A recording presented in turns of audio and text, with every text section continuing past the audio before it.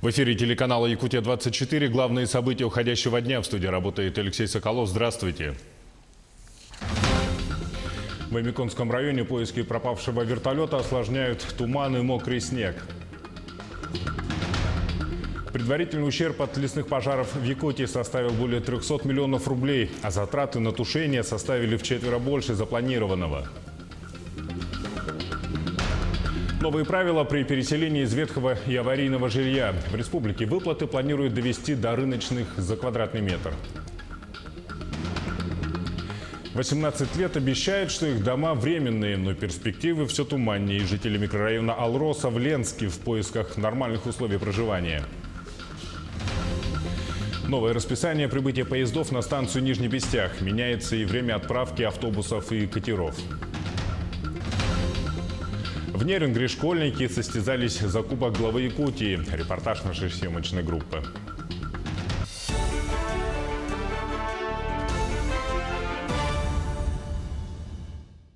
Ну и начнем с событий последних минут. Поражением завершился второй бой якутского боксера Василия Егорова на чемпионате мира в Екатеринбурге. Его соперник по 1/8 финала, победитель Кубка мира Белам Бинама из Франции, выиграл единогласным решением судей.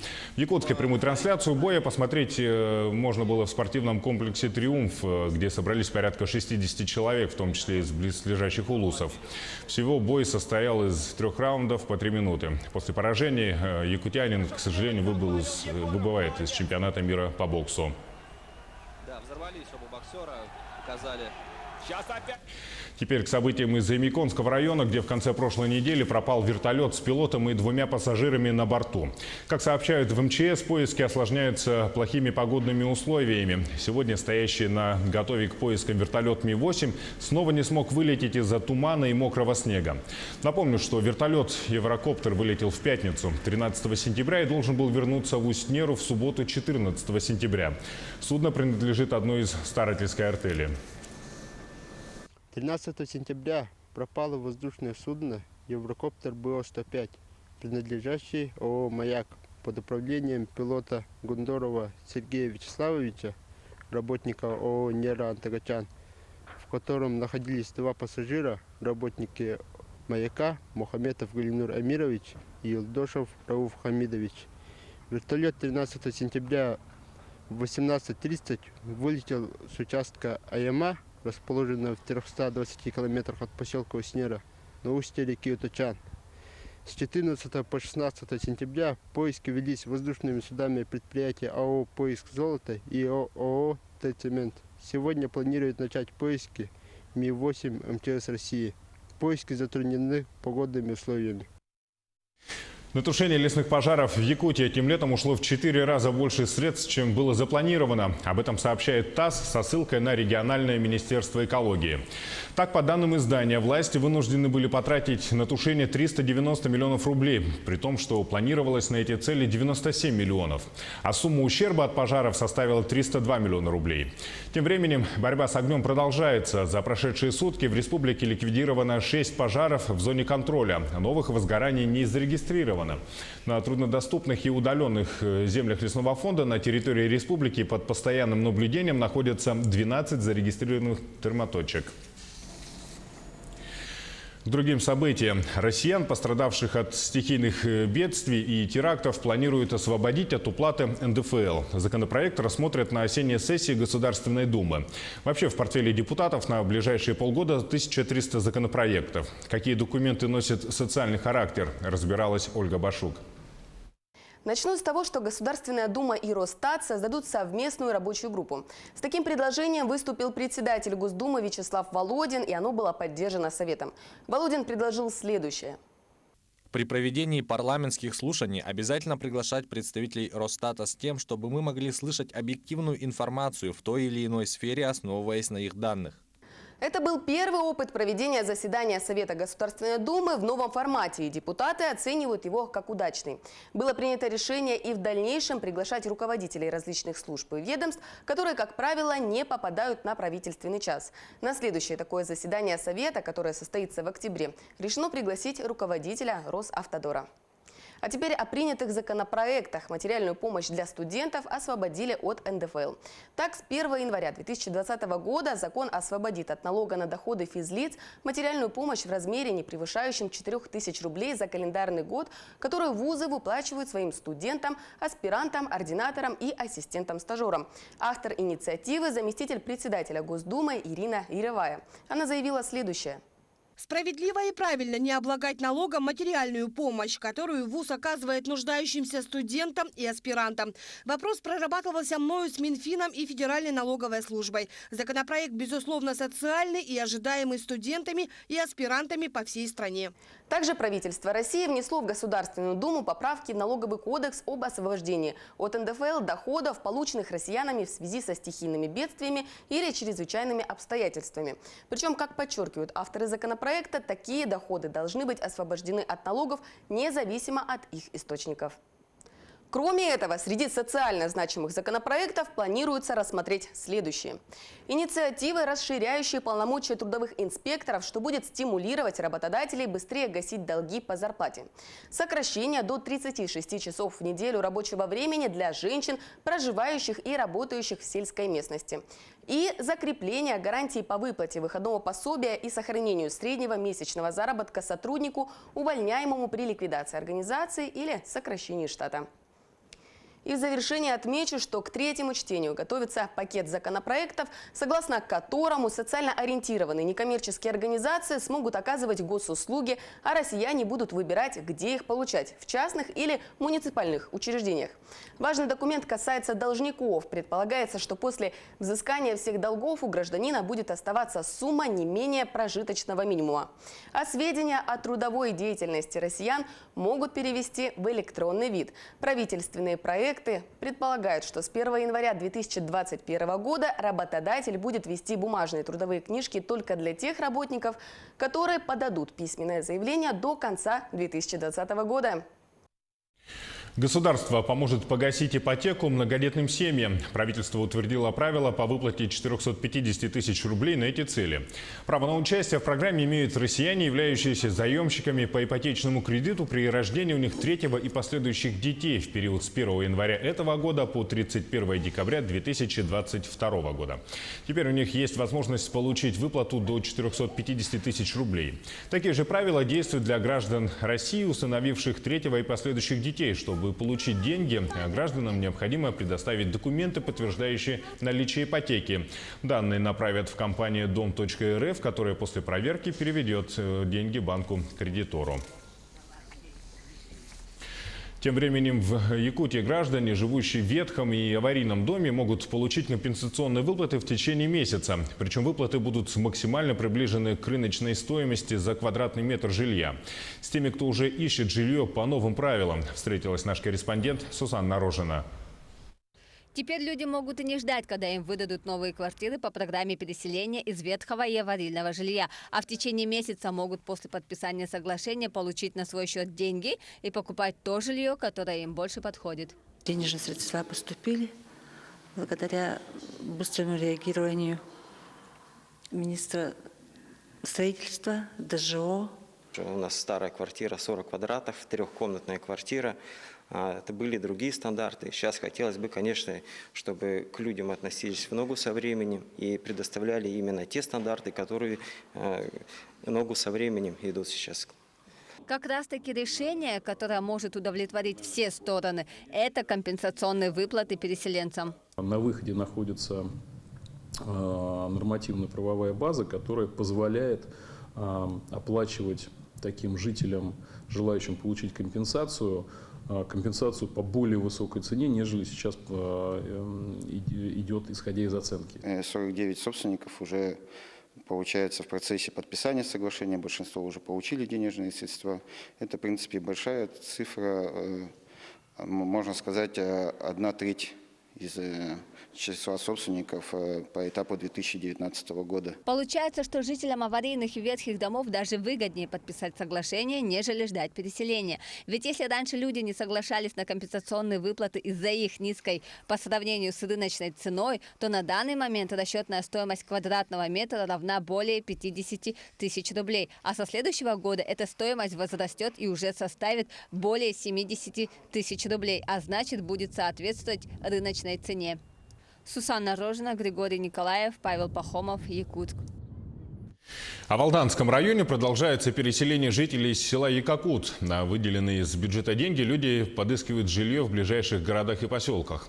В настоящее время в Якакуте остается всего 4 семьи. Как продвигается процесс переселения, узнавала Татьяна Вахнина.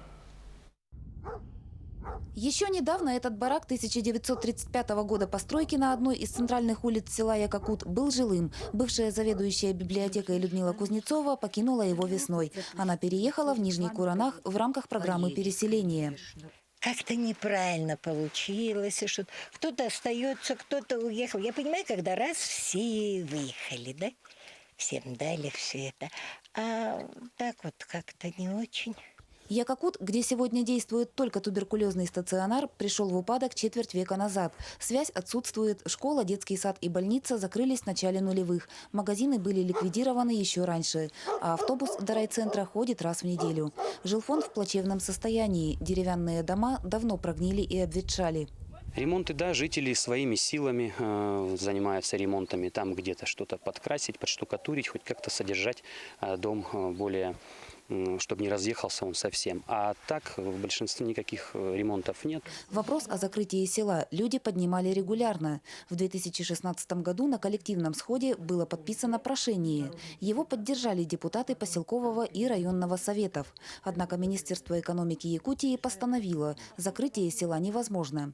Правительством республики и властям района было рекомендовано переселить жителей Якакута в близлежащие города и поселки. На сегодня освоено 13 миллионов.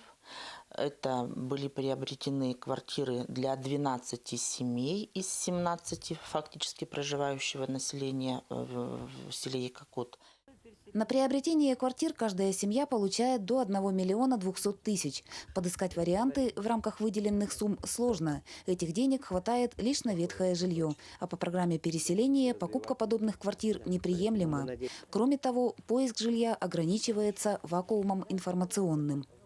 Весной в Якакуте было чуть более 10 жилых домов. Предполагалось, что к осени все жители переедут. Однако сегодня в селе остаются 4 семьи. Те ресурсоснабжающие организации, то есть это энергоосвещение, да, они продолжают действовать. Вот покуда там остаются у нас люди, ну и работает объект социальный. Параллельно переселению рассматривался вопрос о переводе туберкулезной больницы в город. Поскольку жители в селе еще остаются, решение этой задачи отложено. Татьяна Вахнина, Сергей Шипачев, Алдан. А в Ленске о переселении мечтают жители микрорайона Алроса, который был построен в кратчайшие сроки летом 2001 года после разрушительного наводнения. Строили как временное жилье, но обещание переселить в нормальное уже длится 18 лет. Какие перспективы теперь, узнавала Анна Кожевникова. Жить в комфорте хочется всем, и жителям отдаленного микрорайона тем более. Ведь для них добраться до дома, учитывая интервал между маршрутами общественного транспорта в 30-40 минут, уже условие, не соответствующее комфорту. Поэтому надлежащая инфраструктура микрорайона – это большой плюс, если таковая имеется. Жители микрорайона Алроса – люди неприхотливые, как и большинство россиян, привыкшие издревле терпеть разного рода лишения. Но эти ленчане видят как плюсы, так и минусы в своем микрорайоне. Собак, надо сказать, окружающих даже по нашему дому, например, Донская, 18. Там они постоянно голодные, естественно, каждый пытается подкармливать, они никуда не убегают. Желательно бы, чтобы каждый хозяин знал своего питомца и каким-то образом бы как-то ухаживали за ними, потому что там играют маленькие дети. Бездомные животные по-прежнему остаются одной из основных нерешаемых проблем, потому что нет желающих заниматься отловом. Вот такие стаи собак численностью более 10 штук орудуют в самом центре города. Проверять, опасны они или нет, мало кому захочется. Не обновлялись тут и детские площадки с тех пор, как построили микрорайон в начале 2000-х годов. Мало того, что они устарели и многие вовсе стали нефункциональны, так некоторые из них еще и представляют опасность для детей. Вот сейчас детвора отсюда не отходит. Пока тепло, пока хорошо, вот все и играет. Ну, как вам сказать, ну, детей много играет. Это обновить надо же обязательно. Но администрация города в этом году активно занимается благоустройством дворов. Демонтаж старых и установка новых конструкций на детских площадках в микрорайоне запланирован. Порадовал этим летом жителей микрорайона своевременный вывоз мусора. В последнее время, что заметила, раньше было вот весь раскидано было, все полностью. Вот я каждый день утром в магазин убираюсь там это. И вот особенно по той стороне каждый день машина, вот этот мусоровоз. Каждый день. Суббота, воскресенье, ну, короче, любой день. Постоянно убирают. И у нас уже такого нету, что валялись. Установка храма в микрорайоне стала благой вестью для православной части населения. Но вот пожилым людям очень не хватает аптечного пункта. Бабушка, дедушка, в основном пенсионеры, за таблеткой затной, это в город ехать. Это же полгорода надо объезжать. А тут маленькую вот аптечку сделали бы для стариков, для пенсионеров. Микрорайон был отстроен после наводнения и предназначался для вахтовых работников компании «Алроса». Людей сюда заселили временно, сроком на 5 лет. Но у россиян все временное становится постоянным. Зимой мы делали репортаж из холодных квартир этого микрорайона. Люди добиваются расселения давно пришедших в негодность домов. Но когда наступит на их улице праздник, неизвестно. Анна Кожевникова, Виталий Андреев, Ленск. Сейчас небольшой блок рекламы и смотрите далее на телеканале «Якутия-24». Новое расписание прибытия поездов на станцию Нижнебестях. Меняется и время отправки автобусов и катеров. В Мирнинском районе введена новая водоочистная станция. Мощности объекта должны покрыть потребности села Сюльдюкар. В Нерингре школьники состязались за кубок главы Якутии. Репортаж нашей съемочной группы. В эфире «Якутия-24» мы продолжаем наш выпуск. Изменено расписание движения пассажирского поезда Томот-Нижнебестях. С завтрашнего дня поезд номер 328 будет прибывать утром в 5 часов 2 минуты, что на час раньше, чем было. Соответственно, поменяется и расписание движения автобуса и катера с вокзала Нижнебестях на речной вокзал Якутска и обратно. Расписание вы сейчас видите на своих экранах. Данные приводят в компании «Железные дороги Якутии». Амгинский сыр, северная рыба, продукция якутской птицефабрики и якутского хлебокомбината. Местные производители, объединившись, организовали новый проект по продвижению якутской продукции. Сейчас в основном товаропроизводители работают врозь, поэтому чаще встречают трудности в реализации и продвижении своих товаров. По словам разработчиков, создание нового объединения повысит конкурентоспособность, откроет пути для экспорта местной продукции. Должны готовить качественные полуфабрикаты для того, чтобы минимизировать время для приготовления блюд. Особенно это касается для обедов, для ужинов, да, там, где семья вся собирается вместе. Поэтому рынок этот очень большой. К сожалению, на сегодняшний день он практически занят в основном привозной продукцией. И мы думаем, что если мы будем делать качественную продукцию, мы можем значительно потеснить всех наших поставщиков данной продукции полуфабрикатов из вне республики. Тем временем работники объединенных предприятий уже начали готовить местные полуфабрикаты. Один из таких продуктов стал пирог кулебяка. В планах выпечка пиццы, пирожков и многого другого. Компания «Алроса» запустила новую водоочистную станцию в селе Сюльдюкар Мирнинского района. Мощность объекта 10 кубометров в сутки. Перед запуском станции был проведен анализ воды в лабораториях санэпидемстанции предприятия тепловодоснабжения. Исследования подтвердили высокое качество воды. Компания приняла решение безвозмездно передать новую водоочистную станцию администрации села Сюльдюкар.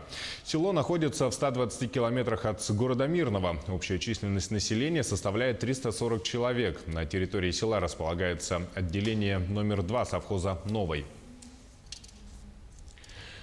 В Нерингре на стадионе «Горняк» состоялся муниципальный этап 16-й легкоатлетической эстафеты на Кубок главы Республики Саха-Якутия среди учащихся общеобразовательных школ города.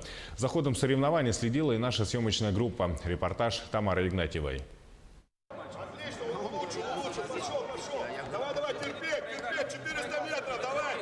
Шквал эмоций тренера вполне понятен. Идет борьба за выход в финал республиканских соревнований. За 16 лет проведения этой эстафеты город Нерюнгри 4 раза становился чемпионом. Так, воспитанники гимназии номер 1 3 раза выигрывали кубок и становились лидерами республики по бегу.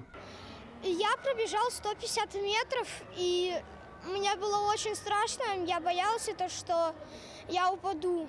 Это больше всего я боялась. Я не хотела позорить свою команду. В этом году участие в эстафете приняли команды 10 школ. Ученики, начиная с 1 по 11 классы, пробегают свои дистанции. В этом году в эстафету на призы главы республики уже 2 последних этапа поменяли. В прошлом году, если 400 бежали, то в этом году 800 бегут. 10 класс девочка и 11 класс мальчик бегут 800 метров. Старшеклассники с этой нелегкой задачей справились. Тяжело было, да. Особенно под конец. Противник сильный, догнал, молодец. Вот. Раньше финальные забеги проходили в Якутске на стадионе Туймада, где определялись абсолютные победители. 3 года назад были внесены изменения в положение соревнований, и теперь финальные результаты фиксируются на видео. Организаторы районных состязаний отмечают, что это является необъективной оценкой. А в Якутске, получается, комиссия рассматривает видеофиксацию всех результатов и выявляет самых лучший улус. И хотелось бы, конечно, обратиться, чтобы пересмотрели этот вариант, потому что я считаю, что это несправедливо. Потому что дети должны участвовать, состязаться на стадионе, и чтобы видели конкретный результат. Напомним, престижный кубок главы Якутии по легкой атлетике проводится с 2004 года. Юные нерюнгринские спортсмены с волнением ждут результатов эстафеты и надеются на возвращение кубка в Южную Якутию. Тамара Игнатьева, Захар Головин, Нерюнгри. Ну а далее эфир нашего телеканала продолжит дайджест событий Мирнинского района. Я передаю слово моей коллеге Марферине Алексеевой. В эфире новости Мирнинского района. Здравствуйте. На сегодняшний день в городе Мирном активно ведутся заключительные работы по монтажу отопительной системы в отдаленных микрорайонах города. Важным событием стала установка новых блочно-модульных тепловых пунктов в районе Нижнего поселка и микрорайона Аэропорт.